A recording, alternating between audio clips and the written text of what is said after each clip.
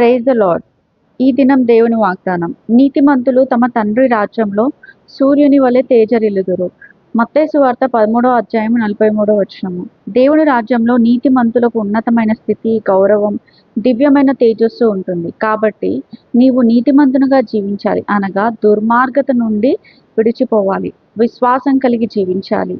దేవుని చిత్తానికి అనుగుణంగా నడుచుకోవాలి. అప్పుడు క్షీణకమైనది కాకుండా నిత్యమైన దేవుని మహిమను పొందుకుంటావు. దేవుని రాజ్యంలో అప్పుడు నీకు ఎలాంటి ఇబ్బంది లేకుండా ప్రవేశపడుతుంది. ప్రార్థన. మహాపరిశుద్ధమైన పరలోకపు తండ్రి, నీ పాదములకు వందనాలు, స్తోత్రాస్తుతులు తండ్రి. ఎంతోమంది బిడ్డలు హృదయంలో ఆందోళనతో నెమ్మది లేకుండా ఉన్నారు. ఒకసారి వారి జ్ఞాపకం చేసుకోండి తండ్రి. కష్టాల్లో నష్టాల్లో కృంగిపోతూ కొందరు, శోధనలో వేదనలో నలిగిపోతూ కొందరు, నష్టం కలుగుతుందేమో అన్న భయంతో మరికొందరు బ్రతుకుచున్నారు. అందరికీ మేలు చేయండి, సమస్యలని తొలగించండి, సంతోషంతో వారి హృదయాన్ని నింపండి దేవా.